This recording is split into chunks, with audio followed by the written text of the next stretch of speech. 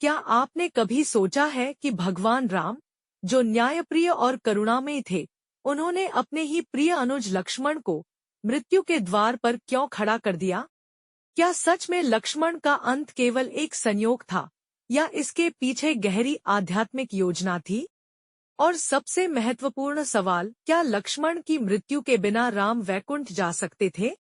हाँ, अगर आपने अभी तक चैनल को सब्सक्राइब नहीं किया है, तो अब सब्सक्राइब कर लें।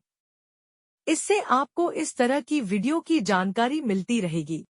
सीता माता ने अपने सम्मान की रक्षा के लिए धरती माता की गोद में समाने का निर्णय लिया।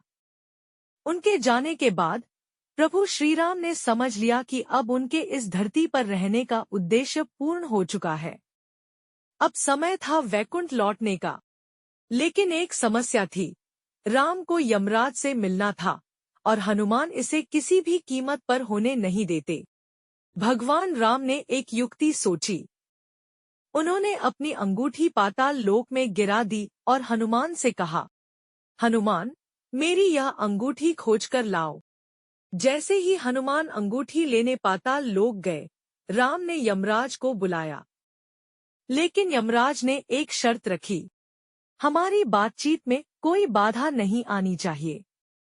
अगर कोई बीच में आएगा, तो उसे मृत्यु का वरण करना होगा। राम ने अपने प्रिय अनुज लक्ष्मण को आदेश दिया कि वे द्वार पर पहरा दें और कोई भी इस बातचीत में विघ्न न डाले। लेकिन तभी वहां प्रकट हुए क्रोधी ऋषि दुर्वासा। दुर्वासा मुनि भगवान राम से मिलना चाहते थे, लेकिन लक्ष्मण ने उन्हें रोक दिया। गुस्से में दुर्वासा बोले, अगर तुमने मुझे रोका, तो मैं पूरी अयोध्या को श्राप दे दूंगा। लक्ष्मण असमंजस में पड़ गए। अगर वे राम के आदेश का पालन करते, तो अयोध्या श्रापित हो जाती। लेकिन अगर वे राम से मिलने जाते, तो राम का वचन टूट जाता।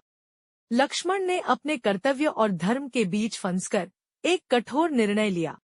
वे राम की बैठक में गए और यमराज की शर्त टूट गई। राम को अपना वचन निभाना था, लेकिन वे लक्ष्मण का वध नहीं कर सकते थे। इसलिए लक्ष्मण ने स्वयं सरयू नदी के जल में समर्पण कर दिया और अपने प्राण त्याग दिए। लेकिन क्या यह केवल एक संयोग था? नहीं, लक्ष्मण शेषनाग के अवतार थे, जो भगवान विष्णु के शया है। और भगवान विष्णु, राम के लौटने से पहले शेषनाग, लक्ष्मण को लौटना ही था। इसलिए यह केवल एक दुर्घटना नहीं थी, बल्कि भगवान की दिव्य योजना का एक भाग था। यह कहानी हमें क्या सिखाती है? जीवन में धर्म और कर्तव्य के बीच संतुलन बनाना आवश्यक है। कई बार हमें कठिन निर्णय लेने पड़ते हैं, लेकिन सही राह चुननी होती है। भगवान की योजना को समझना मानव बुद्धि के परे होता है। क्या आपको लगता है कि लक्ष्मण का बलिदान आवश्यक था? अगर वे नहीं मरते, तो क्या राम वैकुंठ लौट पाते? अपने विचार हमें कमेंट में बताइए। अगर आपको ये वीडियो पसंद आई, तो इसे लाइक करें, शेयर करें और द हिंदू धर्मा चैनल को सब्सक्राइब करें। जय श्री राम।